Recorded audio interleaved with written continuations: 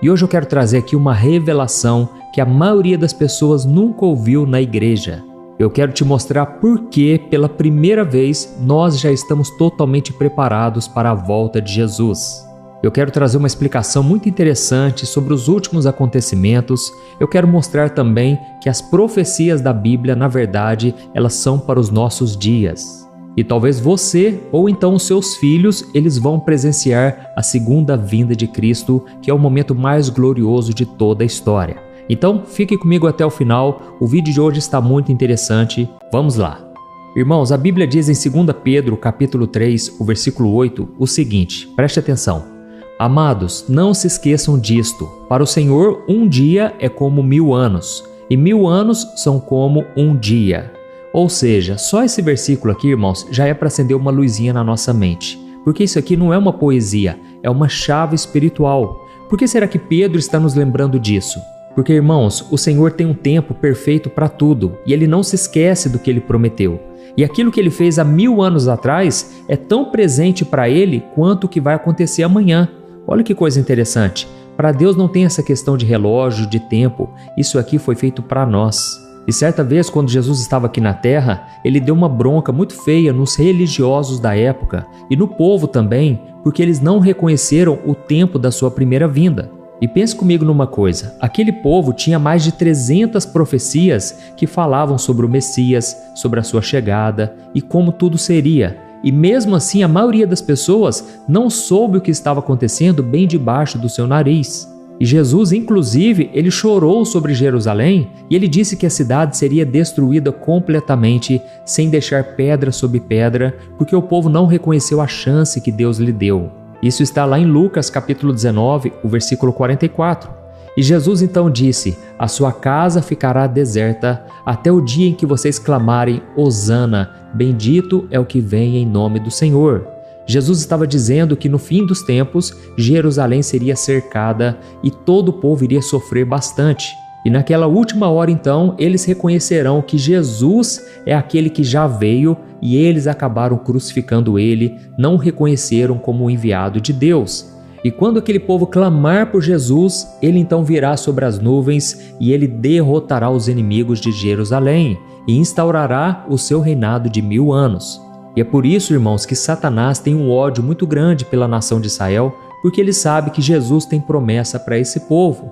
Inclusive, a grande tribulação, além de trazer juízo para todos aqueles que não querem reconhecer Jesus, a grande tribulação também será para tratar, para purificar o povo judeu.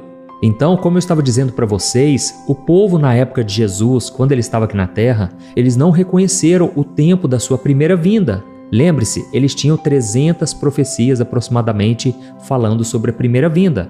Agora, imagine nós hoje, irmãos. Hoje nós temos mais de 1500 profecias da Bíblia falando sobre a segunda volta. É isso que os estudiosos dizem. Inclusive, alguns dizem que tem mais de 1850 profecias. Então, será que nós vamos ter desculpa por não conhecer o tempo da sua volta? Irmãos, nós precisamos estudar a palavra e não somente ficar fazendo suposições, mas analisar os tempos em que estamos vivendo. É claro que a Bíblia não dá um dia exato, não dá uma hora exata, porque senão as pessoas viveriam relaxadamente ou então as pessoas ficariam bitoladas com isso e Jesus não quis trazer data nenhuma. Inclusive, quando Jesus estava aqui na terra, nem ele sabia o dia exato. Ele falou que só o Pai sabia. Mas hoje Jesus está ao lado do Pai e Ele com certeza sabe. Então a questão é a seguinte, a Bíblia não diz que nós devemos tentar adivinhar uma data e a Bíblia não traz nenhuma data exata, mas a Bíblia fala sobre a geração. Jesus mesmo disse que esta geração não passará até que tudo isso aconteça. E ao longo do vídeo eu vou te mostrar o porquê eu acredito que nós estamos na última geração. E eu falo com muita convicção porque, irmãos, nós estamos vivendo um tempo totalmente diferente de todas as épocas passadas. E para você que talvez pense assim, ah, pastor, esse assunto da volta de Jesus não é um assunto que eu fico pensando o tempo todo.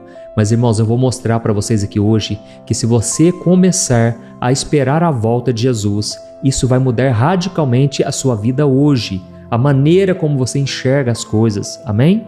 E eu quero que você saiba que realmente é um assunto muito importante para a igreja.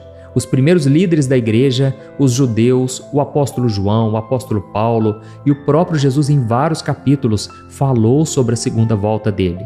Então não é pouca coisa, certo? E se a gente não tem essa base forte, a gente com certeza é jogado de um lado para o outro por qualquer vento de doutrina, por qualquer engano. Então é como você construir a sua casa sobre a areia. Ela não vai ficar firme nos últimos tempos. E tem mais, irmãos, tem uma coisa muito importante. Quando você começa a estudar sobre a profecia do Apocalipse, sobre a segunda volta de Jesus, isso traz uma bênção especial sobre você. Lá em Apocalipse capítulo 1, o versículo 3, diz que felizes são aqueles que leem esta profecia. Qual profecia? O livro de Apocalipse. E ele então completa dizendo: e felizes são aqueles que ouvem e obedecem à sua mensagem, pois o tempo se aproxima rapidamente. Então, deixa eu te fazer uma pergunta. Quantos de nós hoje, irmãos, nós estamos lendo, ouvindo e, o mais importante, obedecendo às palavras proféticas do livro de Apocalipse? E quantos de nós estamos realmente esperando pela volta de Jesus? Você sabia que o fato de você esperar pela volta de Jesus, isso traz santidade para a sua vida? É isso mesmo. A Bíblia diz em 1 João capítulo 3, o versículo 3, que todo aquele que tem esperança nele se purifica, assim como Cristo é puro. E quantas pessoas hoje estão me ouvindo aqui? Talvez você está aqui hoje lutando contra algum pecado, lutando contra algo que desagrada a Deus. E aí eu te pergunto, será que essa luta não é porque você está deixando de lado o estudo da palavra? Será que é porque você não está orando tanto? Será que é porque você não está desejando ardentemente a segunda volta de Jesus? Eu falo isso porque quando a gente tem essa expectativa, a gente se cuida, a gente se purifica, a gente vive de um jeito diferente. Amém? E é impressionante quando a gente tem essa esperança da volta dele, o quanto isso nos torna pessoas melhores. A gente para de viver uma vida morna, uma vida fria dentro da igreja.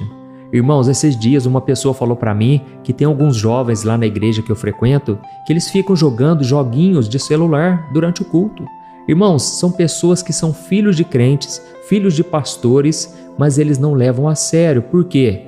Falta neles esse sentimento de urgência, entendeu? É muito importante você entender que Jesus, ele pode voltar hoje, pode voltar amanhã, e mesmo que ele não volte para toda a humanidade, ele pode voltar para a sua própria vida. Amém? Então, será que nós estamos tão ocupados com as coisas dessa terra que nós estamos menosprezando algo muito mais poderoso e valioso? Irmãos, quando Jesus estava no templo com seus discípulos, ele fez uma declaração que deixou todo mundo de queixo caído. Ele falou que aquele templo grandioso, poderoso, não restaria pedra sobre pedra. Então os discípulos, claro, eles fizeram 3 perguntas naquele momento. Primeiro eles perguntaram: Jesus, mas como assim? Quando isso vai acontecer? A segunda pergunta, eles falaram: qual será o sinal da sua segunda vinda? E em terceiro, eles perguntaram: e qual será o sinal do fim dos tempos? Irmãos, é claro que uma parte já se cumpriu com a destruição de Jerusalém pelo exército romano no ano 70 depois de Cristo. Mas a maior parte do que Jesus falou é sobre os sinais que iriam acontecer pouco antes da sua segunda vinda. E as primeiras palavras de Jesus foram as seguintes: lá em Mateus capítulo 24, o versículo 4, Jesus disse assim: tomem muito cuidado para que ninguém os engane. E a palavra enganar no grego é planal. Guarde essa palavra, planal. Por que eu estou falando ela? Porque significa fazer com que alguém se desvie do caminho de Deus. Ou seja, Jesus está dizendo: tome muito cuidado para que ninguém desvie você do caminho de Deus. Ou seja, você estava no caminho certo, mas você foi levado para fora dele. Então, quando a gente olha para o que está acontecendo no dia de hoje, irmãos, nas escolas, até mesmo dentro das igrejas, né? As pessoas estão tentando deturpar o gênero, achando que tudo está liberado, achando que está tudo bem ter um relacionamento fora do casamento, marido e mulher, e também homem e mulher. Então, as pessoas estão tentando colocar isso na mente das pessoas, né? Essa questão de transição de gênero. Ah, tá tudo bem assassinar um bebê na barriga da mãe. Sabe, irmãos, são tantas coisas que a gente escuta hoje e existe uma opressão, sabe, da sociedade. Você fica com medo de falar contra, porque as pessoas ameaçam, as pessoas fazem cancelamento na internet. Resumindo, existe sim uma opressão do inimigo nesses dias. E Jesus está dizendo, olha, tome cuidado para que ninguém te desvie do caminho de Deus nos últimos tempos. E ele então continua lá em Mateus 24, no versículo 10 ao versículo 12. Ele diz que muitos vão se ofender no fim dos tempos e vão se trair uns aos outros e acabarão se odiando. Aí muitos falsos profetas vão se levantar e vão enganar a muitos. E o interessante é que essa palavra enganar, de novo, é planal, ou seja, vão fazer muitos se desviarem do caminho de Deus. E Jesus continua dizendo que por causa de tanta maldade que vai aumentar, o amor de muitos se esfriará. Ou seja, vai ter muita ofensa, muita traição, muito ódio, e tudo isso é um terreno fértil para as pessoas se desviarem do caminho de Deus. Irmãos, eu fico tão triste quando eu vejo a igreja, sabe, presa em tantas coisas erradas, envolvida em tantos escândalos, polêmicas, é um denunciando o outro, é um ficando feliz por saber que o outro caiu. Irmãos, isso tudo estava registrado em Mateus 24. E lá no versículo 13, na continuação, Jesus diz assim, mas aquele que perseverar até o fim será salvo. Ou seja, a maldade vai se espalhar, as pessoas não vão estar nem aí mais para a palavra de Deus, e a gente vê exatamente acontecendo isso hoje, né? As pessoas não ligam mais para o que Deus fala, é sempre um achismo, e muitas vezes até mesmo nas pregações a gente escuta isso. E lá em Jeremias capítulo 12, o versículo 5, tem uma palavra muito séria para nós, irmãos. Eu não sei se você já leu esse versículo, mas ele é muito interessante. Jeremias, que é o profeta, ele perguntou isso aqui, ele disse assim, se você está cansado nessa corrida a pé com homens, o que te faz pensar que você pode correr contra cavalos? Se você não consegue manter a calma nesse tempo de tranquilidade, o que vai acontecer quando a confusão chegar? Olha que interessante, irmãos. Jeremias estava falando sobre a perseguição que ele mesmo estava passando, sobre a Babilônia que estava para chegar e levaria o povo exilado para lá. Sabe, irmãos, então ele estava dizendo o seguinte, olha, se vocês não estão aguentando os tempos de hoje, o que vai acontecer quando a situação piorar? Ele até usou a expressão de cavalos, né? Se vocês não estão aguentando correr com homens, o que vai acontecer quando vocês tiverem que correr contra cavalos? Irmãos, vamos trazer para os dias de hoje. Como nós vamos aguentar os cavalos do Apocalipse? Ou seja, o caos, a confusão que está vindo por aí, se a gente não conseguir lidar com os desafios simples do dia a dia de hoje, não é verdade? Eu não sei se você já está entendendo a transição que o mundo está passando, mas irmãos, a inteligência artificial vai mudar tudo nesse mundo. Olha, você não tem noção do caos que infelizmente vai acabar gerando. Quantos empregos perdidos? Irmãos, só o Elon Musk ele quer colocar na Terra mais de 1 milhão de robôs por ano a partir de 2030. E ele disse que a partir de 2040 vão ter mais robôs na Terra do que seres humanos. Eu sinceramente não sei aonde eles querem chegar com isso, mas eu sei de uma coisa, será tenebroso. Olha, nós precisamos trabalhar muito o nosso emocional, irmãos, para a gente não se desviar, para a gente não desanimar e perder as forças, sabe? Então, não fique se envolvendo em discussões bobas, não fique se dividindo por coisas pequenas. Nós estamos vivendo uma época, irmãos, que precisamos parar de brigar por coisas mundanas e focar no que realmente importa. Então Jesus disse que o amor de muitos se esfriará. Deixa eu explicar uma coisa. A palavra grega para o amor aqui é ágape. Não é o amor de paixão, que é o amor eros. Não é o amor de admiração por alguém da sua família, que é o storge. E também não é o amor de amizade, que é o filéu. Na verdade, é o amor de Deus, o amor ágape. Aquele amor que Jesus disse que o mundo não pode receber, porque é só o cristão de verdade, aquele que se arrependeu dos seus pecados, que consegue entender esse amor. Mas o que Jesus então está dizendo é que até mesmo os cristãos, eles vão perder esse amor. Jesus está falando que o amor entre os irmãos vai se esfriar. Olha, eu não quero saber como vai ser futuramente, eu só quero saber o seguinte, eu preciso me preparar agora, você também, tá certo? Esse vídeo aqui não é para te causar medo, por favor, esse vídeo aqui é para trazer luz para o seu entendimento, certo? Como você sabe, aqui no meu canal, todo dia eu faço a oração da manhã, a oração da noite, sempre com o propósito de trazer a palavra como ela realmente é. Aqui eu não falo de religião, então, quando nós lemos essas passagens da Bíblia, é muito importante para a gente saber que estamos pisando em um terreno sólido, certo? A palavra é a nossa base. Então, quando Jesus disse que o amor de muitos se esfriaria, ele não estava falando de pessoas que nunca conheceram a Deus. Ele estava falando de gente que já está no caminho, mas que vão sair. Inclusive, o apóstolo João, ele disse que certas pessoas saíram do nosso meio, mas na verdade não eram dos nossos, porque se fossem, eles teriam ficado conosco. Então, em outras palavras, existe uma multidão de pessoas se afastando. Irmãos, infelizmente, milhões e milhões de pessoas no mundo estão abandonando a sua fé. E a Bíblia disse também que nos últimos tempos haveria a apostasia, que no sentido original significa divórcio. Sabe o que isso quer dizer? As pessoas vão se divorciar da sua fé no final dos tempos. Olha, tem muitos cristãos já abandonando a fé, irmãos. É muito triste isso. Talvez por causa de alguma decepção na igreja, talvez porque foram enganadas por homens que estavam com intenções erradas, entendeu? Então, é muito importante que você fique na palavra, amém? E talvez você esteja pensando aí, mas pastor, eu confesso que eu estou preocupado. Como é que eu vou conseguir ficar firme mesmo com tanta dificuldade, com tantas coisas ruins que ainda vão acontecer nesse mundo? Olha, deixa eu te explicar. Você tem que aprender a desenvolver o seu caráter para ter o caráter de Cristo. Ou seja, você deve deixar o Espírito Santo governar a sua vida, as suas emoções, a sua fala, aquilo que você pensa e principalmente se agarre nas promessas de Deus. Aleluia!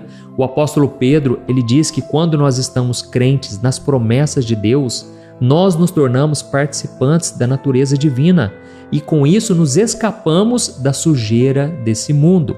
Então, quando Deus te dá uma promessa, é para que você tire os seus olhos do hoje e para que você foque lá na frente. Não que você vai viver ansioso, preocupado, como tudo vai acontecer. Não, mas você vai ter uma esperança, uma fé inabalável, porque você sabe que aquele que prometeu é fiel. Amém? E continuando aqui, irmãos, lá em Mateus capítulo 24, o versículo 24, Jesus disse que falsos cristos e falsos profetas se levantarão e farão grandes sinais e maravilhas para enganar, se possível, até mesmo os eleitos. E olha a palavra enganar aqui de novo, irmãos, que é a palavra planal. Essa palavra significa desviar-se do caminho de Deus.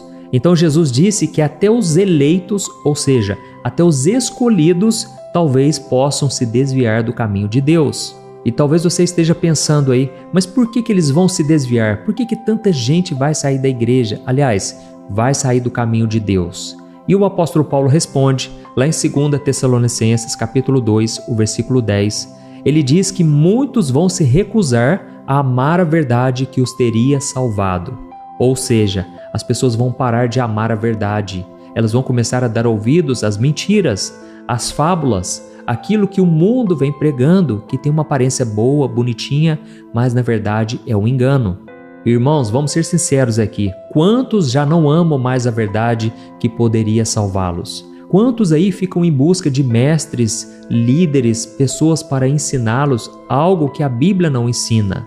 Por exemplo, essa mensagem coach é uma mensagem muito boa. Eu não estou aqui menosprezando o trabalho de um coach autêntico, alguém que estudou para isso. Isso pode ajudar muito a você se desenvolver profissionalmente, até mesmo como pessoa. Mas, irmãos, o Evangelho, ele deixa bem claro, todos nós somos pecadores, somos maus por natureza, somos inimigos de Deus por causa do nosso pecado. E é somente quando olhamos para Jesus que nós somos perdoados, salvos e libertos. Amém? E não adianta você ter uma vida equilibrada, perfeitinha aqui na terra, se o seu coração ainda não foi regenerado, se você ainda não nasceu de novo e não entregou sua vida para Jesus, certo? Então o apóstolo Paulo diz que muitos seriam enganados por rejeitarem o amor à verdade. E no versículo 11 de 2 Tessalonicenses capítulo 2, Paulo continua dizendo assim, por isso, Deus vai enviar um engano poderoso para que eles creiam na mentira e assim sejam julgados todos aqueles que não creem na verdade, mas tiveram prazer na injustiça. Então isso aqui, irmãos, é muito sério. Eu fico vendo pessoas frequentando a igreja, mas eles não veem problemas em certas coisas. Lembra quando você se converteu? Quando você era radical contra o pecado? Talvez hoje você deixe algumas coisas passarem batido. Você acha que Deus não se importa com isso. Irmãos, infelizmente, a maioria de nós homens estamos presos na pornografia. E aliás, tem mulheres também, muitas estão presas nesse pecado. E nós não podemos achar que é normal, precisamos lutar contra isso. Precisamos nos arrepender de todo o coração. Precisamos tomar cuidado com aquilo que a gente vê, aquilo que a gente ouve. Olha, irmãos, muitas vezes olhar pela primeira vez é inevitável, porque muitas vezes um anúncio, muitas vezes uma foto, um vídeo aparece na sua frente. Você não tem controle sobre isso, mas ficar alimentando aquilo ali vai te levar para o pecado. E Jesus disse que se você olhar para uma mulher com cobiça, se você cobiçar ela no seu coração, na verdade você já cometeu um adultério. Então, por favor, peça perdão, se arrependa, não seja levado pelos pensamentos de muitos que estão nas igrejas. Irmãos, o pecado continua tendo nome, então dê um nome certo para o pecado. Não fique inventando desculpas, mas reconheça e peça perdão, tá certo? E agora, se você chegou até aqui, eu peço que você escreva aqui nos comentários, deixa um comentário aí tipo, Deus está falando comigo, olha que mensagem abençoada. Isso vai encorajar outras pessoas a quererem ouvir também a mensagem, certo? Irmãos, agora vem a pergunta muito importante. Esse é realmente o tempo da segunda volta de Jesus? Eu sei, a gente já ouviu falar que Jesus ia voltar a qualquer momento, lá na igreja do primeiro século, no século XII, no século XVII, em todos os séculos as pessoas achavam que era aquela vez. Mas por que agora seria diferente, irmãos? Vamos pensar. Tem tanta gente que diz, né? Ah, mas Jesus falou que ia voltar e nunca voltou, até mesmo porque o tempo continua do mesmo jeito, né? Inclusive tem uma passagem na Bíblia que diz exatamente isso. E a Bíblia mesmo responde que Jesus ainda não voltou porque ele espera que mais e mais pessoas se arrependam. Então, irmãos, como eu disse para vocês no começo, Jesus chegou a chorar sobre Jerusalém porque as pessoas não entenderam o tempo da sua visitação. E ele deu uma bronca muito feia nos fariseus, nos religiosos. E o que será que Jesus está achando de nós hoje, irmãos? Porque as pessoas não estão nem aí, infelizmente. Tem uma profecia lá no livro de Daniel que ela traça uma linha do tempo até a chegada do Messias, Jesus. E essa profecia foi cumprida com uma precisão inacreditável. Os estudiosos conseguiram provar que cada detalhe se encaixou perfeitamente no momento em que Jesus entrou em Jerusalém. Isso nos mostra que a palavra de Deus é exata. E é por causa dessa precisão de Deus que eu digo com toda a ousadia. Irmãos, nós somos a geração que está na cara do gol para ver Jesus voltar. Amém? Isso tem que ser motivo de alegria. E digo mais, não é só um palpite, mas é a soma de tudo que a Bíblia fala que nós já estamos vendo no mundo de hoje. Então vamos analisar algumas coisas só aqui, porque eu não quero tomar muito o seu tempo, mas vamos analisar o porquê realmente nós estamos no final dos tempos. Por exemplo, a Bíblia fala em Apocalipse capítulo 11 que quando as duas testemunhas de Deus morrerem em Jerusalém, ou seja, durante a grande tribulação, que é o período onde o anticristo vai estar governando, a Bíblia diz que os corpos das duas testemunhas ficarão expostos na praça de Jerusalém e todo olho verá. Todo mundo verá, irmãos, de leste a oeste, de norte a sul. E como que isso seria possível antigamente? Tente imaginar na época em que o apóstolo João presenciou isso no livro de Apocalipse. Ele não tinha ideia nenhuma de como tudo isso poderia acontecer. Irmãos, em qualquer outra época antes da nossa, há poucos anos atrás, isso era impossível. Mas hoje, irmãos, com as redes sociais, com a televisão 24 horas, com a internet, um acontecimento em Jerusalém se espalha pelo mundo todo em poucos segundos. Então você concorda que isso é um sinal gritante de que só a nossa geração, a partir da nossa, agora tem uma tecnologia para isso acontecer? É como se a Bíblia estivesse esperando a internet para que isso se cumpra. Irmãos, a Bíblia também descreve um tempo em que o anticristo vai surgir e ele vai exigir que as pessoas recebam uma marca para comprar e vender. E quem não tiver essa marca, infelizmente será perseguido. Então você imagina o nível de controle que vai haver durante a grande tribulação. Só que até essa data de hoje que eu estou falando com você, isso parecia coisa de ficção científica.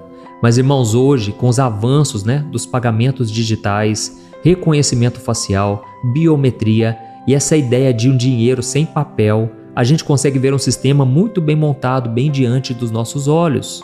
Então é assustador, mas é totalmente possível agora, certo? Então nunca antes na história nós tivemos toda essa infraestrutura para um controle global tão absoluto. Isso porque eu não estou falando da AGI, que é a superinteligência artificial, eu não estou falando da computação quântica, que vai revolucionar o mundo. Irmãos, eles estão dizendo que em 10 anos não vai existir mais doenças, porque tudo será descoberto a causa através da inteligência artificial. É claro que isso é maravilhoso? É lógico que sim. Mas, irmãos, a gente sabe que nem tudo será bom. Nós sabemos que as profecias da Bíblia não deixarão de serem cumpridas. Amém?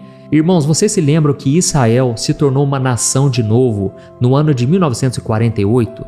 Pois é, isso aí também foi um milagre. Por quase 2000 anos, o povo judeu ficou espalhado pelo mundo todo, não tinha mais um Israel como país, certo?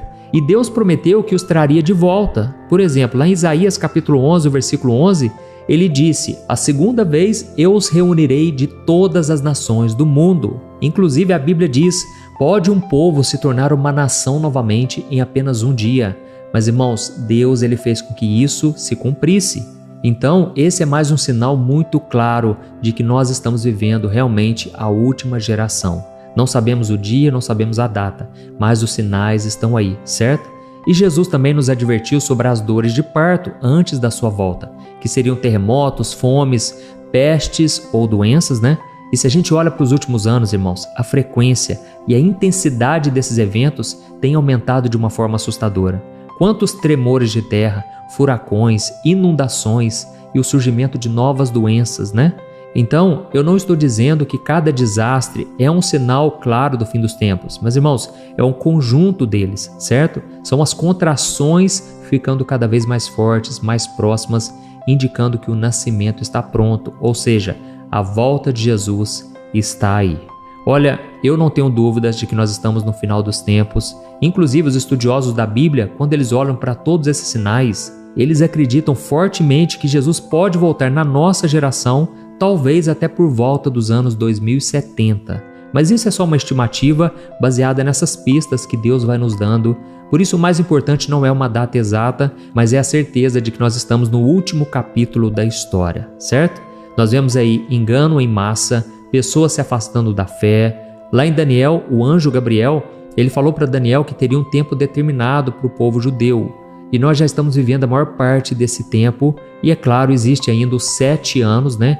Que é o período da tribulação, 3 anos e meio, e o da grande tribulação, os últimos 3 anos e meio. E aí então Jesus virá e todo o olho verá. Aleluia! Então, diante de tudo isso que eu te passei aqui, eu quero te fazer uma pergunta. Se você morresse hoje, você tem certeza de onde a sua alma estaria? O seu nome está escrito no livro da vida? Você tem vivido como alguém que está pronto para morrer a qualquer momento? Ou você ainda acha que tipo assim, Jesus, não volta ainda não porque eu não estou pronto? Irmãos, vamos nos preparar, tá bom? E como que você faz isso? Se arrependendo dos seus pecados, crendo em Jesus, buscando viver uma vida reta. É claro que todos nós somos imperfeitos, somos pecadores, mas a nossa salvação é pela fé, por meio da graça e não pelos nossos méritos, tá bom? Se você gostou dessa mensagem, compartilhe com seus amigos e familiares e se inscreva no meu canal. Deus te abençoe, eu te espero no próximo vídeo. Um grande abraço.